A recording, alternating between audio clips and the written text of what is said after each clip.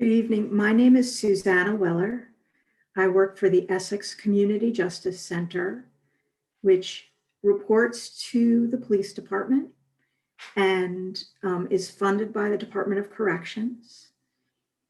My role is panel coordinator, and basically what that means is when we're referred cases of crime or harm, I either work with the person who caused the harm or with the person who was most impacted by the harm. And those two people on police forms are called the accused and the victim. So I work with one or the other of those people. And the idea of our work is that the accused is asked to think through who they harmed, how they harmed them, what they can do to repair that, and then what can be done to learn from that so that they don't cause that harm again. And the victim is invited to participate as much or as little as they want, and to provide their voice, if that's something they want to share, and to get support from us if there are other impacts of the crime that they need support to address. So that is what I do. The bulk of our cases are referred by the police department. Some are referred by the courts, and some are referred by different community groups, the library, school. So thank you for having me. I'm not a Essex resident, but I'm so happy to be working here. Thank you. Owiso. Hi, my name is Owiso Makuku. I am the Interim Community Development Director for the town of Essex. There are 3 other people on my team, and we are responsible. We wear a couple of different hats. We do all of the planning and development review, the economic development, and community development for the town. And I've been a city planner and been doing community development work for about 25 years, and in a number of different places, a couple of different towns in Vermont, and a couple of other cities in the United States. And I have been working for Essex for the past 1.5 years, roughly, and I'm excited for the work that I do and pleased to be here. Great. Thank you, everybody. I'm going to just ask if you do have questions or comments, just put them in the chat so we can get to them in between people or towards the end. And let me get to the questions here. So I'll be moderating and asking questions, and I'm happy to share anything about the library if anybody has any interest in that. So where did the questions go? Okay. Okay, so what are the themes of the book, just from condensing it from different resources, are identity, stereotypes, racism, justice, activism, community, and the cyclical nature of crime and poverty. And the first question I wanted everybody to share their thoughts on are, scroll down. I'm on a PC, I'm usually on a Mac. What are there any of the themes from this book that drew you into the work? So I will start with Erin, since she's at the top, and I might switch it up. Sounds good. When you ask that question, Wendy, I think about both the responsibility I hold as a leader in a school district on behalf of all students, and then I also think about my own personal space and my responsibilities to make this world a better place and to address the issues of institutional racism, as well as circumstances that are associated with oppression of all kinds. And so this book was of particular interest to me, and definitely drew me in as I think about the experiences of the main character, and particularly in Vermont, as we think about the concept in the book around code switching and needing to sort of exist in different spaces that have some are really centered on a privileged space and a majority framework, and the sort of more situation where the main character has to behave as if they are part of a culture that was not home for them, in order to fit in, related to specifically significantly white spaces as a Black student in a school. And so for me, that component of this book was an interesting one, something that really had me thinking about the relationship of this text, and what that meant for our schools, and the importance of every student being able to be who they are and not being required to switch into some other person in order to be valued or an important part of a classroom. And also thinking about the importance of the issues of difference of socioeconomic status that you brought up, and the role that that plays. It's an important part of our conversation in our community and in our school district. And then sometimes the confusion that gets drawn between issues of race and issues of poverty as if they are synonymous. And so that's something that was particularly important to me as I read this text. I'll end by just saying that Ibram Kendi, who is an incredibly important person right now in our country on conversations about anti-racism, talks about the dangerous concept and the racist concept of dangerous inner city neighborhoods, and the relationship that shows up between race and that concept, and how important it is to recognize that issue as we have those conversations, and especially in primarily white spaces, when the terminology is used to say an urban space, and how that relates. And so those are some of the concepts for me that drew me into this book, and how they relate to some of the work that I think about, both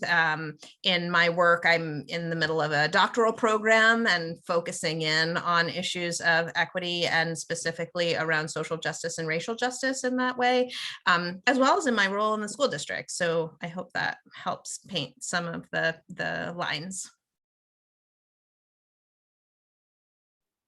Owiso, do you want to speak about your relation to the themes? I'll pick up on some of Erin's themes, because actually, as an architect and city planner, I'm always interested in the physical space in which a story unfolds, whether it's a storybook or our lives. And just to sort of point out some topics that Eric brought up, developers don't build slums, although they can create antisocial spaces or spaces that are off-putting and isolated. Places usually become slums as a result of neglect and disinvestment, and are usually sort of the leftovers that marginalized communities unfortunately end up occupying, but which, as we could tell from the book, people don't choose to occupy. I mean, they leave when they get the opportunity. And it's a little bit of a tangent, but I worked in Detroit in 2011 or so, and for a couple of years, and everybody was leaving Detroit in droves, and anybody who could afford to leave would leave. And so the population was dwindling faster than city government could do anything about it. And literally the threshold to leave Detroit was something like $20,000 in income. And apparently that made all the difference in everybody's lives. Anyway, just going on, other themes from the book that drew me into my work, or from which I could draw parallels to my work, are the importance of economic development and the creation of varied economic opportunities. I mean, I could elaborate on that, but I think other people want to talk. Also, how place-based identities of people are stereotyped and potentially even internalized by the residents or the occupants of those spaces, which underscores the importance of creating neighborhoods that allow people to thrive and which create positive, nurturing foundations that give people confidence when they go out into the world to accomplish things, and a sense of peace to return to at the end of the day. Susanna.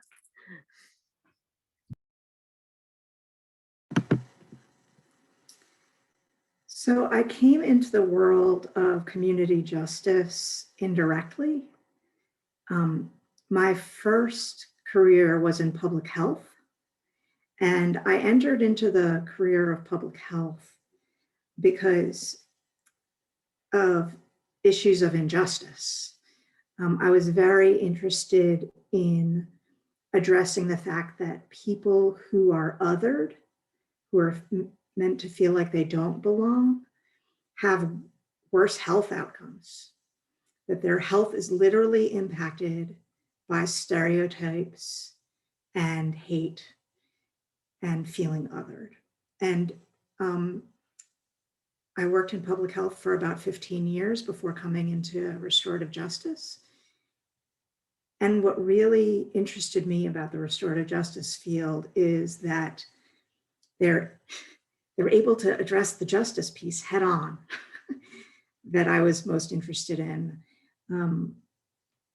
and able to address how identity and stereotypes impact justice. The Community Justice Center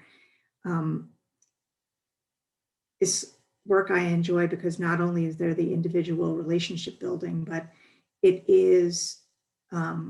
does have an activist component at the Community Justice Center around justice reform and wanting to be a place where harms can be addressed without creating more harm of a system. We are not 100% successful in that goal, but that is one of our goals. Thank you. And John.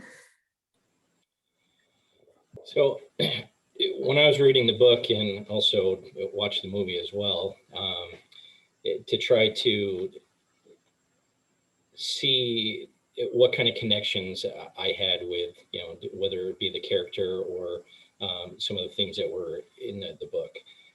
So as far as identity goes, trying to relate myself to some of the character and what Star was going through in the book, how, she had to kind of change how she handled certain social situations, whether it be at school or in her own community with her own family, and trying to put that link together and basically just finding that connection. Like when I got into police work, some of my family members, they would all of a sudden want to ask me a bunch of questions about law enforcement and what my role was and how, I handled certain situations. And then I realized, like, okay, so now I've got to handle it talking to my family in one way. And then when you're talking to your friends that are also in police work, there's a different type of language and, how we all interact with each other. And then there's interacting with the community as well. And so you have like different ways of communicating with different groups of people. And so I could kind of relate to, some of the struggles that she was going through, but she's on a whole completely different level. But I was just trying to relate that somehow to my own personal, so I could try to get a better understanding of what she might be going through. And so just some of the stereotypes too, because obviously a lot of people have stereotypes about the police as well. And, just trying to find different connections like that. And I think over the 21 years that I have been doing this job, things have changed tremendously. And the connections that we've made with our other community partners and the relationship that we've had with the community too, is try to help move us forward and have been much more progressive. And I think because of our relationship with the community, I think has made us a better department. And I think we just have a real good connection, and we certainly couldn't do this without our community partners as well. Great. Thank you, everybody. And I'm now learning much more about you all and have other connections. Like I started my library career in public health. So the next question I have is, what are the changes that you've seen while in your department or other related work experience or the community that associate with the themes, whether they're good or bad, and how they impact your work or how you approach your work? We'll start, Susanna.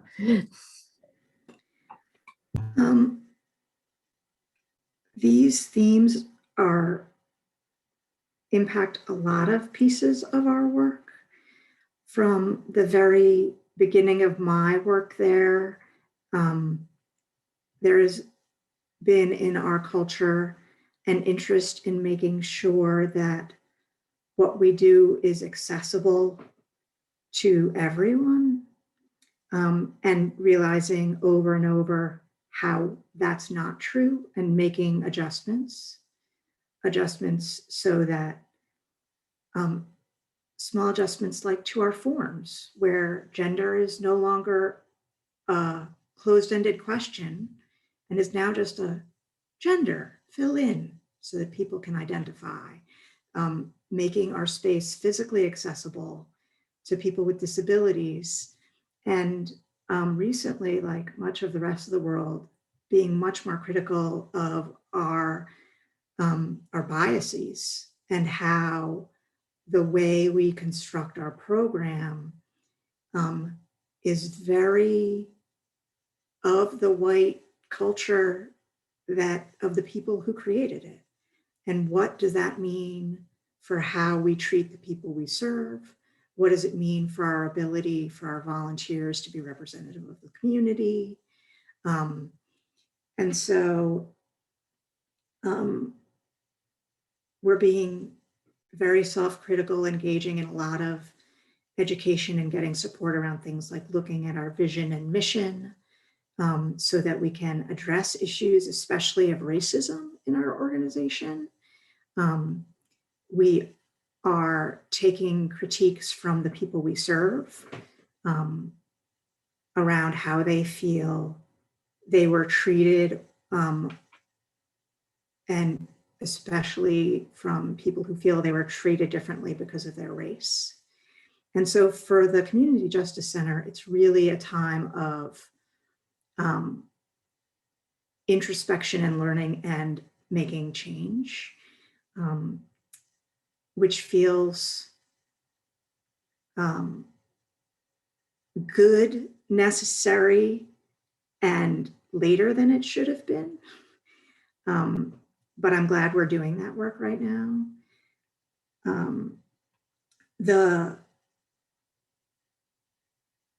I think one of the challenges we have, in addition to the fact that our staff are all white women who are mostly middle-aged and mostly middle class, is that the idea of justice is very different from person to person. If we are working with people on achieving justice for harms that have happened in the community, different people have very different ideas of what justice feels like.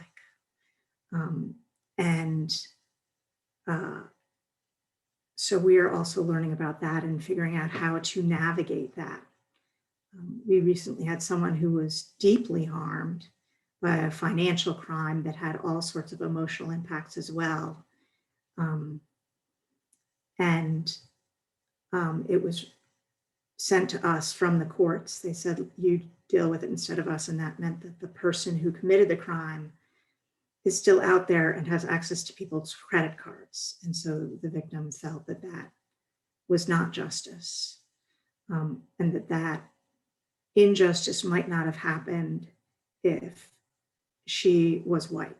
She was wondering about that. And so that's something we question and address. And to say that there are different themes and try to address them separately is not at all our reality. Everything is so interconnected, and trying to separate that out is, I think it minimizes the work we have to do. And I don't even know if I'm still answering the question at this point, but thank you for putting the question out there that made me think. You're welcome. There's no right or wrong here, and beginning or end to any of this, because I think we're really just scratching the surface about everything that we're doing right now. John. Could you actually repeat the question, please? Yes, I can. This is about the changes you've seen while in your department around the themes. Well, this past year has been a whirlwind for the police department, and I think we've seen a lot of positive change. Obviously, there's a tremendous amount of work that still needs to be done, but I think that as far as the police department as a whole and our chief leading the way here for us has really kind of, set our path forward with the community. And it started off with the chief even did, well, both of our chiefs. It was Chief Gary and Chief then Captain Hogue at the time, but now Chief, both taking a knee with the community at the Five Corners, and then continuing to listen. And we made some pretty drastic changes fairly quickly within this past year. We have the body worn cameras that were purchased in December, and we just got those rolling in around April 15th because we're waiting for servers and different computer stuff to be able to link all that up. So Rick Gary's been instrumental in trying to get that pushed out as quickly as possible. So we've all are actively using those right now. We have a new police database system that is called Valcor. So we moved from Spillman to what is called Valcor now. And that is hopefully going to, after we work out all the bugs and everything, be able to help us be able to run reports and be able to do some racial data and stuff like that too. So I can see that helping us in the future as well, to be able to be more transparent with the community and show the work that we're doing. We've also been through a bunch of different trainings as well. We've had some good, some people came in to help us with that. And Susan McCormick and with Creative Discourse, and also Tabitha, they both came in and worked with all the officers from the chief down to patrol, and everybody got a chance to be part of those trainings. So that was really well done. It was an eye opener for, I think, a lot of people, and it got most of the officers and the people that work here in the department thinking and getting more engaged on other points of view and how things how we can better serve the community. We've also rolled out quite a few different policies for the police department, one of which was the body worn cameras, which they're still trying to update and work with the state to try to have more of a general guidelines for us for policies for all law enforcement in the state of Vermont. So that is still, I think, being finalized, but we do have a working policy right now that we're working with. I believe we've had, since 2019, we've had 31, I believe, trainings that we've done online. Most of the online trainings is due to, again, COVID and having to try to do things a different way than we were with actually having classroom presentations. So that's actually worked out very well because Generally, at the end of the training, there's usually quizzes and stuff that to show that the officers were actually engaged during the training. So they're not just, blindly like watching a video and hoping that they're retaining the information. So I think that's been pretty helpful. And just some of the policies that we have come out with are use of force and tactics. Duty to intervene is a big one. So if a police officer is in the presence of another officer doing something that violates policy, that we now have a policy that directs us to intervene with that and come forward with that information. So I think that was an appropriate step, and I think it will better help the department and the community as well. Limited English speaking persons, we have a policy on that and guidelines to help us when we're dealing with members of the community that English is not their first language. And so we have an interpreter service that we can utilize now, which is right through the phone. So we can put them on speakerphone and they can start communicating in the language that they speak. And that's been very useful since we've used that. Winooski PD is actually one of the first departments that started utilizing that. And we were kind of borrowing their service, and I believe Essex is now separately gone ahead and connected with that service ourselves now.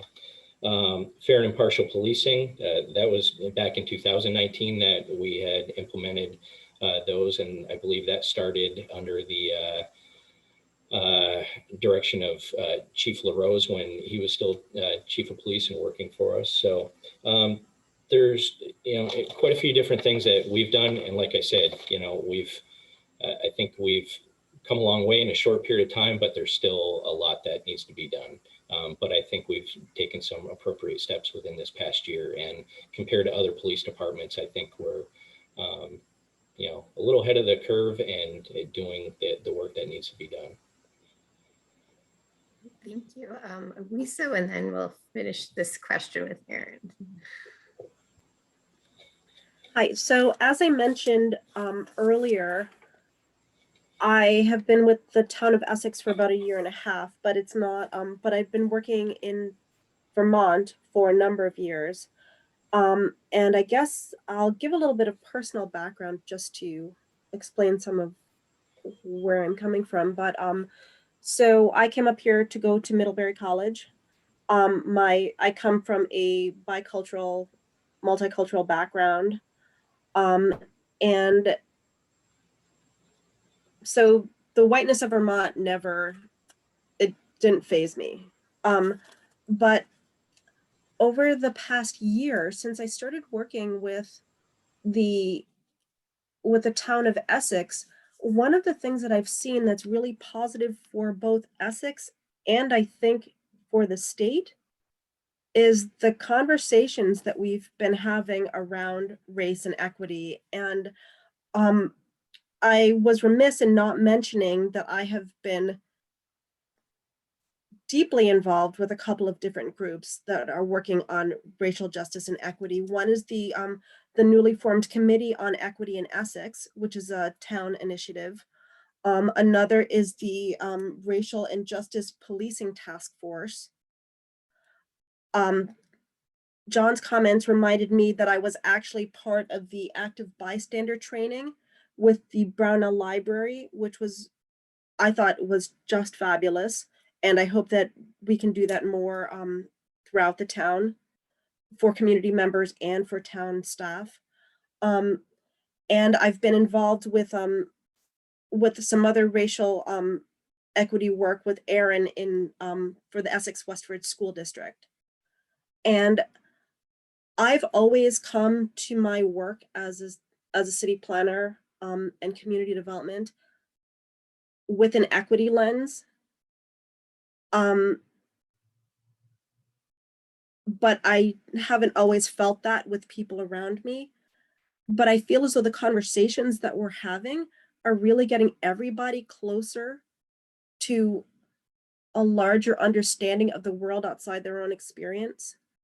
And I just think that in this past year has just really been invaluable for all of us, for me, for understanding.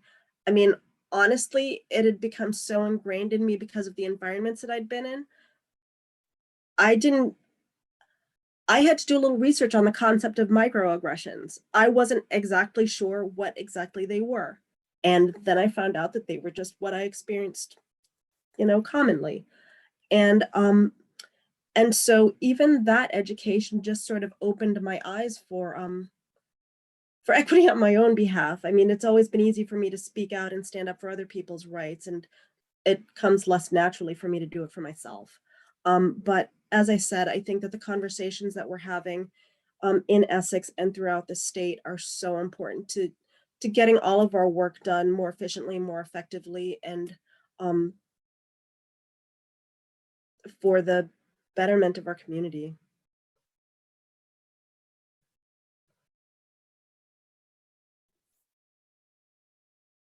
Should I just jump in, Wendy? Okay. So I feel like I could talk for a long time about this, but before I start, and I won't take up too much time with it, I'd like to just recognize that I think we all agree that there's much to do. And I want to be careful about touting work that's been done in any way, sort of minimizing the work that is yet to be done, and also recognizing the long histories of both the stealing of land to create this country, Wendy, when you did the land acknowledgement, as well as the enslavement of 12 million people to create free labor to create our infrastructure in the United States. And so as I begin to share some of the work the school district is doing, it just feels really important to say that on the front end, because as I begin to list the things we're doing, I want to be sure that it isn't taken in any way to say that it's enough or resolving those issues. So we have 9 areas of focus around equity that I think are worth describing, and all of them touch racial justice and are also tied to multiple perspectives around different identities in equity work. So I'm just going to list those for you, and I am going to look over here to make sure that I don't forget any. Hiring and human resources, which centers on diversifying the educator workforce, as well as training and professional development of the educator workforce. The curriculum and its revisioning in order to ensure a multicultural and pluralistic approach to curriculum, to ensure the mirrors and windows, Wendy, that you described, as well as the sliding glass doors for students to walk through, to interact with each other and their histories, both for themselves and for others.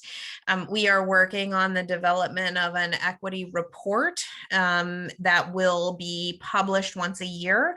We've just finished up some community engagement sessions to collect input from our community about what we should watch.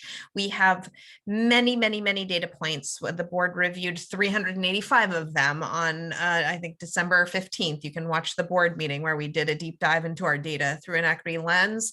We really need to figure out what are those key features that we're going to watch for progress over time related to equity. Bias response and reporting is something that we're focused on. We just lifted up a bias response panel at Essex High School that takes in issues of bias and have the support of the UVM bias response panel lead in Jillian Rodriguez, and doing some work to ensure that we have a process that is not simply for administrators who don't hold identity or sometimes an understanding of circumstance related to, for example, cultural appropriation or other complex issues that can come into play when issues arise for students, and making sure that we're looking at bias incidents in ways that are comprehensive. We're centering student leadership and making sure that student voice is a critical feature of our work. As a matter of fact, the 9 areas that I'm listing came in part out of an equity retreat that students went on, and they spent a whole day thinking about what they needed from their school related to issues of equity. and inequity. And so much of this is their work. We've been doing a lot of work with the Essex Police Department and thinking about the role of police in schools as part of this work, and have shifted from a school resource officer to a district liaison officer that's not situated in any specific school, and thinking carefully about our engagement with police in ways that don't rely on police to address mental health issues, and have an important relationship with the police related to ensuring student safety. We also are engaged in deep professional learning for leaders, teachers, and many, many others who work in our school district. Everyone has had implicit bias training. We are doing courageous conversations about race training. We are diving deep into the ability of teachers to review their curriculum through a lens of equity. We are in the process of developing an equity policy. You may have seen some of that online as well. And there's a thought exchange out there asking for people's opinions, and there are affinity spaces for people to be working on that. Owiso has done some amazing work with us around our equity policy. And then also community connections. No one can do this alone. It is about all of us, and it takes a village. And so making sure that the district is focused in on our community connections. Each of those areas has an entire conversation that could be had about it. I won't take the time to do that, but those are some of the areas of work that the school district is engaged in to ensure that equity is a holistic conversation, that it is about really making sure that our outcomes are not able to be disaggregated by demographics and be predictable in that way is ultimately the outcome that we're seeking. And so that's the work of the district. Thanks for asking. Thank you. And I'm going to, just because we're getting shorter on time, I'm just going to combine the last two questions I had into one about what do you, any work that you found notable working with other departments in the community that address the themes of the work, and any services that might be impacted by the themes. So I'll start with Susanna.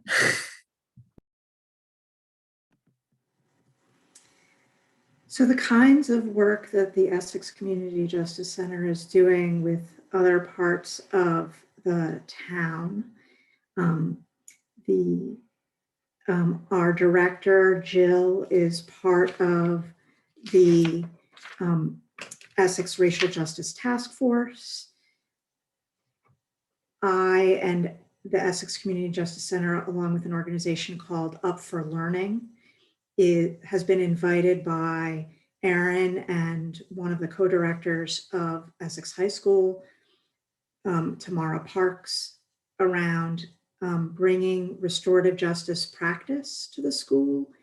And the goals around that are really around creating feelings of belonging in the school.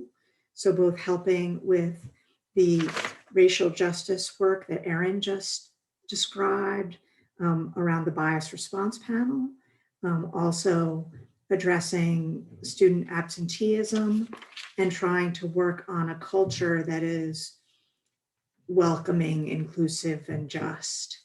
And they've asked the Community Justice Center to help with that because of the tools we have around having difficult conversations and around addressing harm in a way that encourages relationship building. So we're thankful for that. The library has been kind enough to invite us in on a couple of occasions, once to help with a difficult situation at the library where they wanted to address that situation in a reparative manner, and sometimes just for trainings about having difficult conversations, because the books you read and the media you consume is going to lead there, especially if the community is doing their job at elevating those conversations, which I thank you, Wendy, for being part of. We occasionally get invited to other schools to support them in doing restorative justice circles with students who have gotten into conflict. And so those are the that's some of the work that the Essex Community Justice Center has worked on with other parts of the town. We also, as part of our mandate, is to have community conversations around issues of justice. And so we've had conversations about, for instance, stigma against people who are coming out of the prison system and how that stigma impacts their ability to survive and thrive coming back, and the impacts on recidivism. We've had conversations in partner with the Peace and Justice Center around racism. And there have been a whole slew. We are required to do 2 community conversations. I think we do many more about issues of justice in its various permutations. So that's how we've been working with our community. Great, thank you so much. John, do you want to address this? So we work a lot with the community and our community partners. I think Susanna's probably getting the brunt of the work, because most of our caseload, if it's not being prosecuted by the state's attorney's office, community justice gets involved and has been taking on a lot more of our cases. And I know they're not just working with the Essex community, but the other towns throughout Chittenden County as well. And of course, community outreach has been a huge partner for us as well, has taken a lot of the burden off with mental health situations, and being able to just have them respond directly to some of these calls that we would have to previously, and then kind of get stuck with very limited options.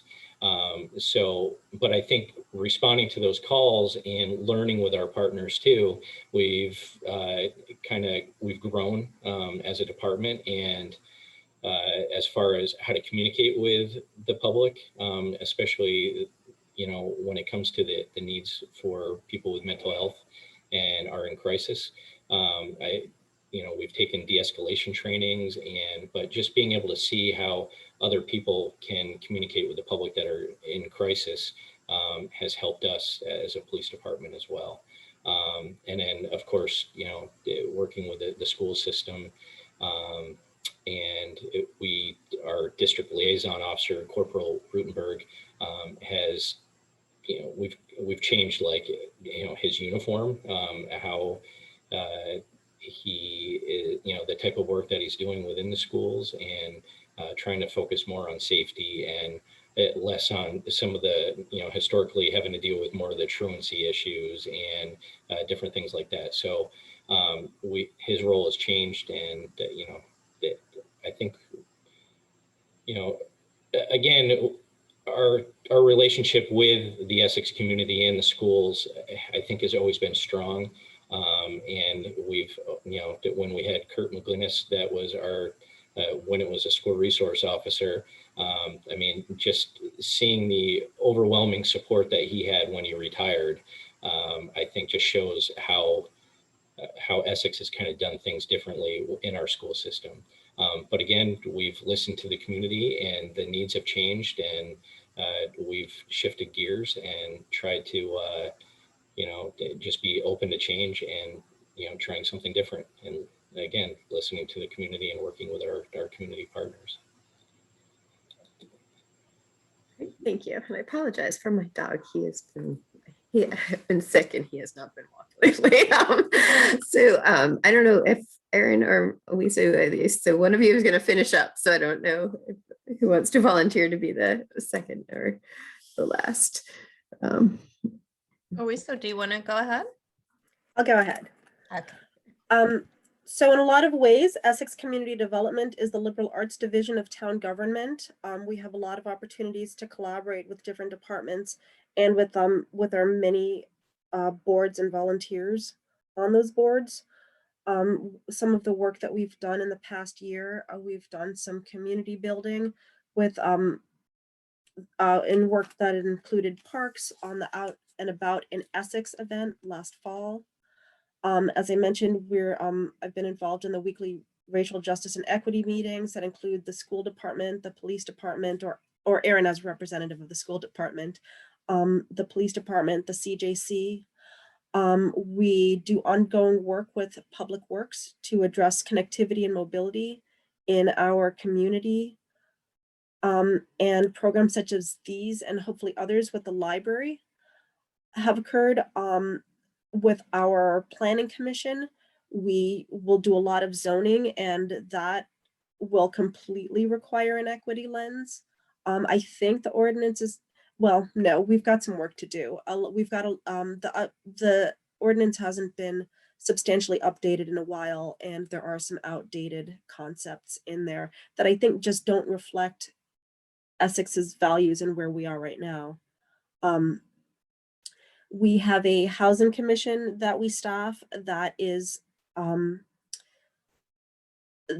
dealing with a lot of different issues, including exploring the possibility for housing trust fund, the concept of inclusionary zoning,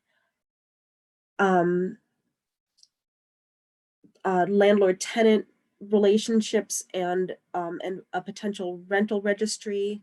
Those are some of the working groups of the Housing Commission.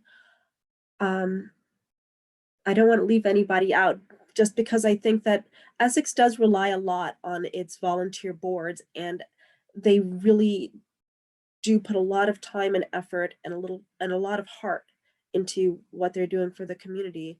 And I want to value that. And, you know, and to that end, some of the work that we're doing with some of these task forces is figuring out how to provide stipends to people so that if they need childcare and that's what's preventing them from participating on a certain board, the stipend might cover that. It might cover the fact that they're not going to be able to grab dinner if they have to run from work to a committee meeting. It might cover foregone hours that they could have gotten at work. And I think that we want a number of diverse voices on the board. And I think that the stipends are going to be a wonderful way to start to chip away at some of the reasons why we aren't getting more diversity on some of our boards. But as I've mentioned, I mean, we do really just have a wonderful resource in those boards. And I'm going to stop talking because I see that we're running out of time and Erin has a lot to say. You all have said a lot of it, though. I don't need to repeat, right? All of the connections that you all have drawn to the district and the work that each of you are doing. You know, the district has so many partners, and I know that if I tried to list them all, I would miss people. So to Owiso's point, I don't want to miss anyone, but I would just like to mention as a primary partnership, the partnership with our students. So we have a social justice union at Essex High School, and they are incredible partners in this body of work. And we really see them as primary leaders of this work. I think about the partnership with our student board members who are also partners in this work. And then I think about the community connections and the number of times we're sort of outreaching to our whole community through emails and surveys and opportunities for input and feedback sessions and focus forums. And so those partnerships are so important. We do have a partnership with Spectrum and the Multicultural Youth Program to provide a multicultural help desk at Essex High School. So that's a partnership. We partner with Creative Discourse to help us with facilitation services. We have many partnerships with Howard Center through mental health frameworks. The needs of students with disabilities in our community require partnerships across many, many people and service providers. We could never do that body of work alone, as well as we do it with partnership with many different providers in our community and beyond, and independent schools. So there are lots of different partnerships that are critical and important. USCRI is another important partnership. So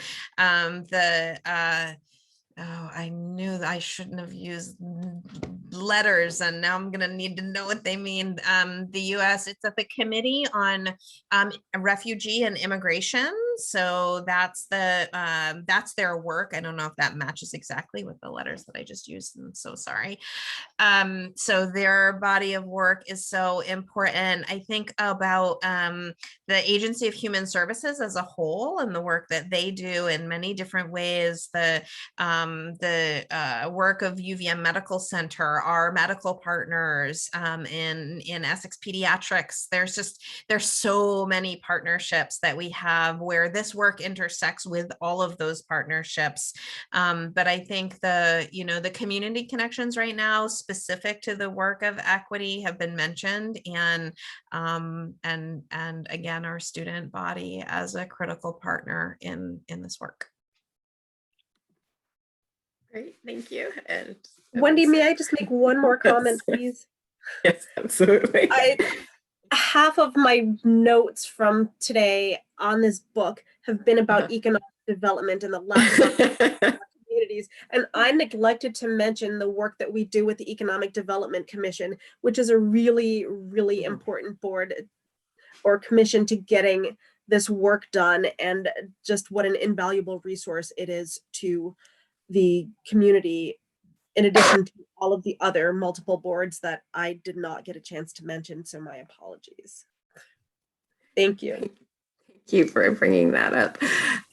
Well, we've hit our hour, which we were aiming to go for. And I think that we've covered a lot of ground, and it's been really a great, I've definitely learned something about what everybody's doing. And I know that it was really just sort of an overview. Everybody's jobs are really, there's so many components, and we're all dealing with different aspects of working with the community and human interactions. And so I really appreciate you all taking the time to be part of this panel. And I hope that people that are here attending, if they have questions, they can follow up with any of us. And definitely you can contact me at the library, and we're always looking for opportunities to have more community discussions. And this was really just great to know what my colleagues are up to in the community. And because I've interacted with you all in different ways, but not, we don't really just sit down and talk about sort of our general work. It's more usually goal oriented when we do meet. So thank you very much for taking the time tonight to join this discussion panel. So I think For having us. Yes. Thank you for putting this together. Thanks. Yeah, thank you, Wendy. Wonderful to hear all of the things that are going on. So thank you.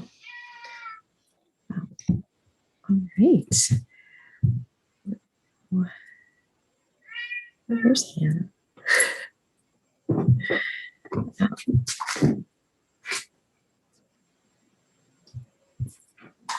Well, thank you all very much for coming. And yeah, I think this has been a strange year of COVIDness, and it was just great to be able to connect with you all too. It has been. Oh, we're still recording. Yeah. So yeah, we can shut that down now.